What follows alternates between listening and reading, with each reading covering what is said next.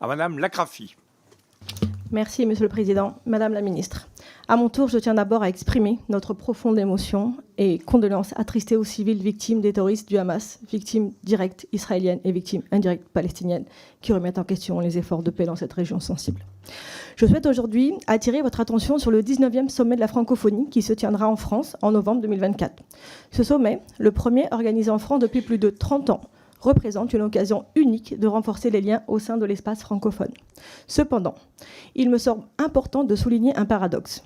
Alors que la francophonie représente un espace géopolitique et culturel majeur et que l'Assemblée parlementaire de la francophonie se félicite de compter 22 millions de locuteurs supplémentaires en 2022, il est regrettable de constater un désintérêt réel ou supposé des citoyens et des politiques français à son égard. Ce désintérêt est d'autant plus préoccupant que je l'ai personnellement observé en tant que présidente déléguée de la section française de l'APF. Dans ce contexte, Madame la Ministre, pourriez-vous nous indiquer quels sont les objectifs stratégiques de la France pour ce sommet, notamment en termes de sensibilisation et d'augmentation et d'engagement du public et des politiques français? Quels moyens humains, financiers et diplomatiques votre ministère compte-t-il mobiliser pour assurer le succès de cet événement et inverser cette tendance de désintérêt? Enfin, comment envisagez-vous d'utiliser ce sommet pour aborder les crises politiques qui affectent certains pays, notamment en Afrique? Je vous assure que je mettrai toute mon énergie, ainsi que celle de mes collègues de l'APF, pour contribuer à faire de ce sommet un succès. Je vous remercie par avance pour votre réponse éclairée, mais je ne peux pas finir de m'exprimer sans exprimer ma grande gratitude, ma plus profonde gratitude à l'endroit de nos diplomates et agents dévoués sur le terrain et au Quai d'Orsay et au Centre de crise et de soutien qui fait un travail extraordinaire. Et je salue l'augmentation absolument inédite des 165 nouveaux postes. Merci. Ça va prendre des secondes, mais c'est nécessaire. Madame la Ministre, vous allez répondre. Merci beaucoup, Monsieur le Président. Merci, Madame la députée. La seule fois de ma vie où je commanderai un membre du gouvernement, Mais non, ça va être multiplié par oui, autant d'orateurs. Mais ne décomptez pas mes 5 secondes, Monsieur le Président.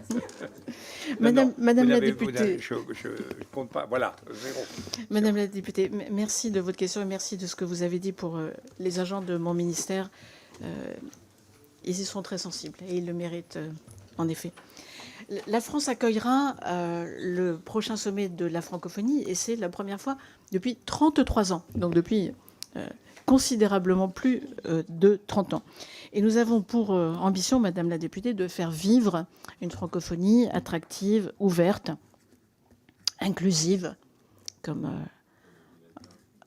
on le dit désormais, ouverte à tous, inclusive et multiple. Nous voulons en particulier porter, à l'occasion de ce sommet, notre ambition sur, bien sûr, une francophonie axée sur les enjeux de promotion de la langue française et du plurilinguisme. Les deux vont de pair de plus en plus, vous le savez, mais engagée aussi sur la promotion, vous le verrez, d'un certain nombre de grandes causes, notamment l'égalité entre les femmes et les hommes, l'éducation, l'employabilité, et le fait de parler une langue comme le français est aussi un facteur d'employabilité. Et puis nous mettrons en valeur, j'évoquais Creative Africa tout à l'heure, la créativité du monde francophone, en particulier celle de cette jeunesse qu'il faut encourager à avoir beaucoup d'idées, beaucoup d'ambition, et nous devons les aider pour cela. Je me rendrai prochainement à la ministérielle de Yaoundé, au Cameroun, dans quelques semaines.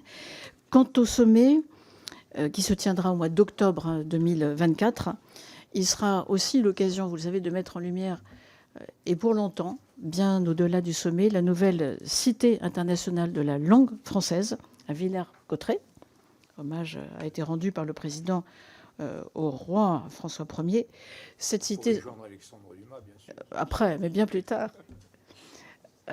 cité qui sera inaugurée le 19 octobre, tout prochainement, par le président de la République, qui doit être bien sûr le lieu d'accueil du sommet, mais aussi un lieu d'exposition, un lieu dédié à la créativité francophone, un lieu de diversité des expressions, même si, comme vous, bien sûr, et comme toujours, nous espérons que ce sommet soit l'occasion d'évoquer des questions d'actualité, c'est toujours le cas, et de réunir autant que possible les membres de la famille francophone sur les valeurs qui sont les leurs au titre de la charte qu'elles ont signée. Merci. Madame la ministre.